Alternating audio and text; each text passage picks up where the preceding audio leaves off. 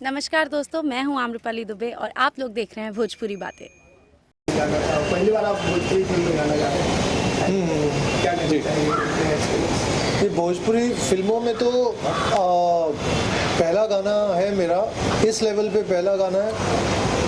लेकिन भोजपुरी भाषा में मैं पहले भी गा चुका हूँ, काफ़ी मेरे आप लोगों ने गाने भी बहुत पसंद किए हैं। जो भी हमारे जो हिट गाने हैं उनके जो वर्जन्स बनते हैं मैंने भोजपुरी में काफ़ी गाए हैं। यहाँ तक कि मतलब इतनी तरीके की प्रसिद्धि है वहाँ पे, यूपी बिहार में जाऊँ मेरे शोज होते हैं अगर वहाँ पे, तो लोगों को लगता है कि पहले मैं वो गाऊँ, पहले ये फरमाइश आती है कि नहीं पहले वो आप गाइए कि कब हो जो बदरा भरी से देखीला तो ही अखियाँ भरी के तू लागलू पहली बारिश की फुहार। तो ये बोलते हैं ये ऐसा गाओ, कुछ गाओ ये सब, उसके बाद गोगो गोविंदा हुक्का बार, ये सब तमाम चीज़ होती है। लेकिन जो आज जिस गाने के लिए हम लोग सब मिले हैं और बहुत ही पावन गाना है, बहुत ही जो है अलौकिक गाना है, मैं कहूँगा बहुत एक जादू है, तिलिस्म है इस गाने में।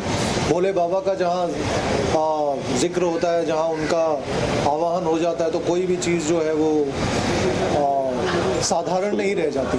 तो ये साधारण, बिल्कुल असाधारण गाना है जो आज बहुत ही एक यूनिक गाना है और एट द सेम टाइम बहुत सिंपल गाना भी है कि बहुत एक जो मैसेज है वो यही है कि हम सब जो हैं एक दूसरे को कह रहे हैं कि भोले बाबा की शरण में आइए और भोले बाबा की और भगवान शिव जी की और जो शंकर भगवान की जो एक सादगी है, उस सादगी को अपनाइए लाइफ में। और जो मस्त रहते हैं, मस्त मौला रहते हैं, अपनी ही जो है कैलाश पर्वत पे उन्होंने जो है डेरा बसाया हुआ है, वहाँ पे ही वो ध्यान लगा के हमेशा जो है भक्तों की सुनते हैं। और सबसे ज़्यादा अगर कोई खुश होते हैं, सबसे जल्दी अगर कोई खुश होते हैं भगवान, तो भगवान शंकर ही हैं, जो भक्तों की सुनते हैं और भक्तों का उद्धार करते हैं। उनकी सारी जो पीड़ाएं हैं, उनके सारे जो दुख दर्द हैं वो हरते हैं और सारी जो पीड़ाओं का नाश करते हैं और जितनी सादगी और शांति प्रदान करते हैं किसी को, तो वो भगवान शिव ही हैं। और मैं तो खुद एक बहुत बड़ा भक्त हूँ शिव जी का, और मुझे मेरी बहुत एक खुशनसीबी है कि मुझे इस गाने में शरीक होने का, इस गाने का एक हिस्सा बनने का मौका मिला, इस गाने को गाने का मौका मिला, इस फिल्म का हिस्सा बनने का मौका मिला। मैं अभी वाराणसी गया था और वहाँ पे भी मैंने जो है अभी कुंभ, आप सब लोगों को पता है कुंभ तो जारी ही है, लेकिन मेरे कुछ शोज़ थे वहाँ पे गंगा के घाट पे, मैंने पहली बार परफॉर्म किया तो दिल इतना गदगद हो के उमड़ रहा था। वहाँ की जो है आबो हवा में, वहाँ के वातावरण में कुछ ऐसी बहुत ही कुछ दैविक बात है, कुछ दिव्य शक्तियाँ हैं वहाँ, जो इतनी हवाओं में आपको समझ में आ जाएगा कि कुछ अलग है, कुछ आपको यहाँ नहीं समझ में आएगा, यहाँ नहीं आप वो महसूस करोगे। वो धरती का, उस ज़मीन का, उस हवा का, उस पानी का, गंगा माँ का जो है एक आशीर्वाद है। तो ये शूट भी जो हो रहा है, गाना मुझे बताया गया है, हमारे प्रोड्यूसर साहब हैं, हमारे डायरेक्टर साहब हैं जिन्होंने ये फिल्म बनाई है और जो फिल्म बना रहे हैं, और शूट होने वाली है जल्दी से। ये गाना भी शूट होने वाला है 21 को शूट होने वाला है गाना बनारस में। तो बनारस की धरती पे जब भोले बाबा का आह्वान होगा, और जब नाम भी जो है गाने का कि भोले के नाम का तीनों लोक में बजता है डंका, और भोले बाबा का ये एकमात्र ऐसा नाम है, एकमात्र ऐसी शक्ति है, सर्वशक्तिमान जो एक भगवान है, वो हमारे भगवान शिव हैं। तो उनकी गुणगान में, उनकी महिमा करते हुए ये जो गाना है, ये एक गाने से ज़्यादा मैं कहूँगा ये एक तरीके की मॉडर्न स्तुति आप बोल सकते हो, एक मॉडर्न एक आरती टाइप है, एक आरती का एक अंग है, वो भक्त का भाव है। जैसे हर किसी भक्त का, जैसे आप महाशिवरात्रि में हम भोले बाबा का आह्वान करते हैं, जैसे गणपति बप्पा का हम गणेश उत्सव में करते हैं, वैसे ही जैसे माता रानी का करते हैं नवरात्रों में, वैसे ही ये भी एक भक्त के दिल की पुकार है कि भोले की फौज करती है मौज। क्योंकि भोले बाबा में जो विश्वास रखते हैं, जो भोले बाबा को मानते हैं, उनको किसी संकट का जो है सामना अगर करना पड़ता भी है, तो वो उस चीज़ को जो है बोलते हैं भोले बाबा संभाल लेंगे, भोले बाबा है ना, साहस मिल जाता है, साहस मिलता है, एक दृढ़ता मिलती है, एक हिम्मत मिलती है। तो ये सब चीज़ें हैं इस गाने को लेके, बहुत मज़ा आया। तो 2 लाइनें ऐसी मैं गा देता हूँ। भोले के नाम का तीनों लोक में बजता है डंका, भोले की फौज करती है मौज, भोले की फौज करती है मौज, दिल में न रख कोई शंका, भोले के नाम का तीनों लोक में बजता है डंका। तो ये नाम जो है गाने का भाव ही इतना है, जब आप सुनेंगे तो आप झूम उठेंगे और भक्ति भाव से उमड़ पड़ेंगे आप। और बाकी जो है हमारे डायरेक्टर साहब, प्रोड्यूसर साहब कमान संभालिए, बताएंगे आपको। आपका जो लेटेस्ट हिट है 2 लाइन गाना जो मेरा सर सारे जो तो हिट्स हैं। हाँ लेटेस्ट तो सही बात, सारे हिट्स हैं। अच्छा लेटेस्ट आपने कहा, लेटेस्ट जो है वो अभी कल आज ही एक इनफैक्ट एक फिल्म रिलीज हुई है, फेसबुक वाला प्यार, उसमें एक गाना है मेरा और शादी के ऊपर गाना, शादी की सिचुएशन है, वो लड़का लड़की है, अच्छी स्टार कास्ट है, अच्छी स्टोरी भी है। कल एक फिल्म और रिलीज हो रही है हम 4 राजश्री प्रोडक्शंस की, तो सूरज बरजाते के उनके प्रोडक्शन से फिल्म रिलीज हो रही है। मैं ऑलरेडी उनके लिए प्रेम रतन धन पायो में गा चुका हूँ, तो मेरे लिए एक और बहुत बड़ा मौका था जो मुझे उन्होंने प्रदान किया। तो उसका फ्रेंड्स भी फैमिली है नाम का सॉन्ग है, जो फ्रेंडशिप एंथम कि दोस्तों की क्या नोक झोंक होती है, दोस्तों में कैसे दोस्त सिर्फ फैमिली नहीं होती, आपका परिवार ही फैमिली होती है, दोस्त भी आपके परिवार का एक हिस्सा होते हैं। तो ये बयां करती है, बहुत अच्छी कहानी है 4 दोस्तों की, ये एक फिल्म है। आगे शायद नेक्स्ट वीक में एक और फिल्म आ रही है शर्मा जी की, लग गई कृष्णा, अभिषेक है उसमें एक्टर, उसमें भी एक गाना है। तो और काफ़ी हैं, आते रहें, लेकिन अभी फ़िलहाल भोले की फौज करती है मौज। मैं इस गाने को बहुत बेसब्री से मेरा इंतज़ार रहेगा कि शूट होके आए, रिलीज़ हो, तो हम भी मज़ा उठाएं उसका। आपने जितनी मेहनत की है उसी अंदाज में शूट हम लोग करेंगे इसका। Thank you. और अगर समय रहे तो आप भी आइए 21 तारीख को। हाँ बिल्कुल ये रहेगा। और मेरे लिए तो शिव तांडव स्तोत्र भी जो एक बहुत महत्वपूर्ण एक स्रोत है हमारे माइथोलॉजी में, तो उसका भी गाने का मुझे सौभाग्य मिला था। धर्म संकट में जो एक फिल्म थी नसीरुद्दीन शाह साहब और परेश रावल, उसमें भी बहुत मज़ा आया था। तो शिव जी के गानों में, भगवान शंकर के गानों में एक नशा होता है, वो नशा है जो वो आप बयान नहीं कर सकते हो, आप वो महसूस करते हो। और वो नशे में रह के अगर आपने वो गाने को गाया या निभाया, तो तभी आप उस गाने को जो है वो कुछ न्याय दे सकोगे। नहीं तो गाना आपको कभी भी लगेगा नहीं कि गाना ऐसे लगेगा गाना है, मतलब आके किसी सिंगर ने गा दिया, माइक पे आके गा दिया। मैं अभी ऑलरेडी मेरी 2 रिकॉर्डिंग्स थी, इससे पहले मैं अभी आया, अभी ऑलरेडी इसके बाद भी ये 2 रिकॉर्डिंग्स हैं। तो मेरे लिए ये ऐसा नहीं था कि मेरे को इतना बस आना है, मेरे पास 1.5 घंटा मुझे गा के चले जाना है। मेरे लिए कोई भी जो गाना होता है वो हर गाना ज़रूरी होता है, और हर गाने को मैं देखता हूँ कि किसी के साथ अन्याय ना हो, क्योंकि सबकी मेहनत है, सब लोग इतने एकजुट होके इतनी मेहनत और इतनी लगन के साथ कोई प्रोजेक्ट खड़ा करते हैं, तो उसमें मेरी तरफ से जितनी शिद्दत हो सकती है मैं हमेशा देने की कोशिश करता हूँ। आप बताइए फिल्म के बारे में क्या है और चीज़ें, आप भी बताइए। आज तो आपसे ही प्रश्न करेंगे। आज के हीरो आप। मुन्ना दुबे जी जो हैं वो यहाँ पे खड़े हुए हैं, यहाँ पे आइए आप। आइए। ये सही कहा। और ये सही गाना अधूरा था, नहीं तो ये गाना अधूरा है। अमन जी के और देखिए हमने सब आप लोगों का हमने अपने भाई प्रोड्यूसर से हमने कहा भी कि ये महादेव पर छोड़ दीजिए, वो डिसाइड करेंगे कौन गाएगा कौन क्या करेगा। क्योंकि मैं जब इन्होंने कंपोजिशन तैयार की तो हमने बोला क्या यार गाएगा कौन, तुम मेरे निगाह कोई सिंगर नजर नहीं आ रहा है। तो बोले आप चिंता मत करिए, महादेव तुम हम भी भक्त हैं, हम ठीक है। ये अगर बोले तो महादेव सोचा होगा, डिसाइड करेंगे, महादेव सोचा और आपको उन्होंने भेज दिया, और आप इतने सादगी के साथ, इतने सरलता के साथ अपनी इतना कठिन कंपोजिशन आपने गा दिया। सब बाबा का आशीर्वाद है। सबने रुद्राक्ष पहन रखा है, दिख रहा है। मैंने भी यहाँ पे एक मुखी पहन रखा है, तो मैं दिख नहीं रहा लेकिन हाँ पहन रखा है। और ये सब देख कनेक्शन वही है, इसमें कनेक्शन है जन्मों जन्म का, कनेक्शन जन्मों जन्म का है। और लिरिक्स भी देखिए वो एकदम वो पौराणिक और एकदम जो है वो कन्वेंशनल नहीं है। संस्कृत के लफ्ज़ मतलब जो शब्द हैं वो पूरे जो खालिस आप बोलते हो जैसे वैसे नहीं है। आज की यूथ भी कनेक्ट करेगी कि कनेक्शन हो जन्मों जन्म का, महादेव के को रखते हैं क्लोज, इतने रखते हैं क्लोज कि कोई भक्ति का बल्ब जो जल जाए मन में।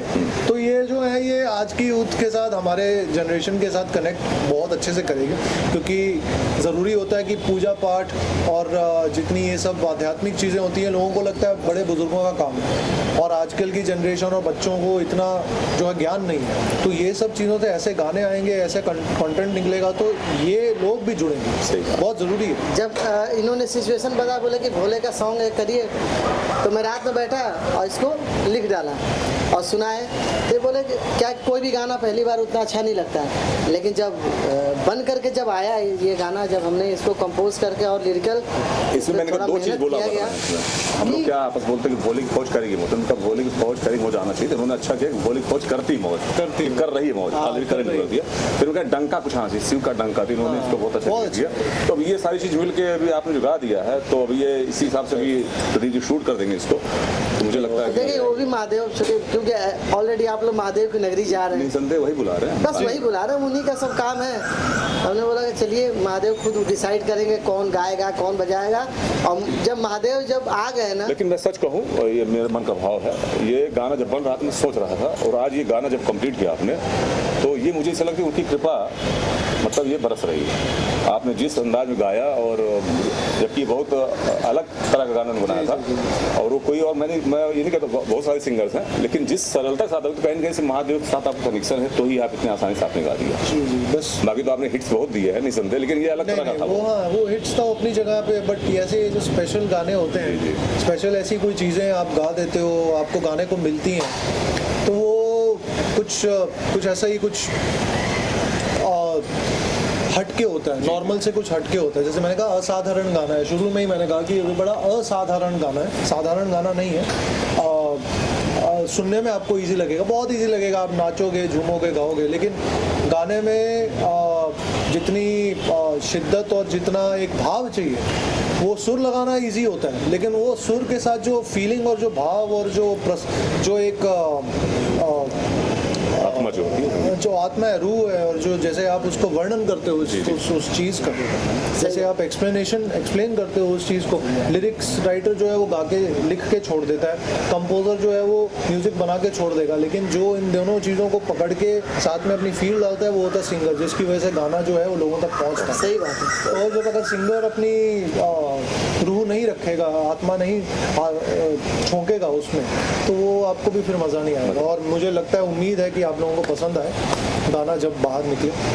हमने बोला आप टेंशन मत लीजिए, ये जितनी आत्माएं हैं ना सब महादेव के सब हाथ में है, अंदर में वास कर जाएंगे और ऐसी चीजें निकाल देंगे कि कोई सोच नहीं सकता। महादेव के साथ मेरे का पहले से कनेक्शन है। जब तक नहीं आया तब तक टेंशन था मुझे। जब आगे कोई टेंशन तो मुझे, मैंने गाने सुन रखे हैं ना। देखिए कभी कभी क्या होता है, गोविंदा में भी मतलब महादेव से मैंने कहा भूतनाथ रिटर्न्स में बच्चन साहब के लिए गाया है, तो भूतनाथ तो बाबा ही है हमारे। देखा हुआ तुमने, तो सारे तो पोस्ट प्रोडक्शन जाएगा। ये 21 से फिल्म का स्टार्ट, पूरा फिल्म वन शेड्यूल शूट कर रहे हैं। हाँ जी, आप लोग भी पूछ लीजिए कुछ, हम तो बोले ही आ रहे हैं। बारे में क्या बताना चाहिए, जैसे फिल्म का नाम वाला चाहिए सारी। ये एक लव स्टोरी फिल्म है, टीनेज लव स्टोरी है, तो जो एक प्रेम के रहते, जो कम उम्र में प्रेम हो जाता है उन्हें पता नहीं रहता कि प्रेम होता क्या। काशी विश्वनाथ, बस हम वही दिखा रहे हैं कि प्रेम एक हो जाता है, करते हैं, लेकिन ये हो गया है, उनको पता नहीं कि प्रेम कैसे हुआ। जब वो पाने की चाहत रखते हैं तो उसमें वादा करने सामने आ जाता है बनारस में, और चाहत में बहुत कुछ आगे निकल जाते हैं। इसमें नए सितारों को लॉन्च किया जा रहा है। टीनेज लव स्टोरी है, नए ही चाहिए हमें, क्योंकि नए रहेंगे तो ही वो फील आ पाएगा। और दर्शक जहाँ तक कुछ नया चाहती है कि मतलब ऑडियंस के मतलब नया कोई आए और वो चीज़ लेके आए कि जो देखना पसंद है। उनकी शूटिंग कहाँ तो करना है? बनारस, भदोही, जौनपुर, लोकेशन वगैरह।